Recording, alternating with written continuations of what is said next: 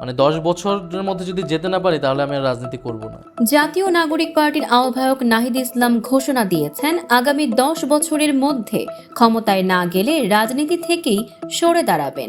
একই সঙ্গে দলটি প্রথম নির্বাচনে দেশের 300 আসনেই প্রতিদ্বন্দ্বিতা করার ঘোষণা দিয়েছে।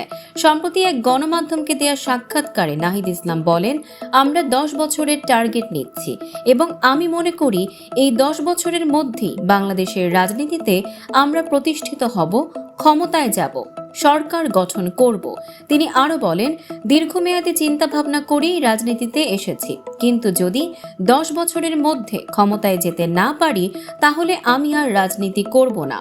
এই সময়ে আমি এনসিপিকে প্রতিষ্ঠিত করতে চাই, সরকার গঠন করতে চাই এবং আমাদের লক্ষ্য বাস্তবায়ন করতে চাই। চলতি বছরের 28 ফেব্রুয়ারি যাত্রা শুরু করে জাতীয় নাগরিক পার্টি।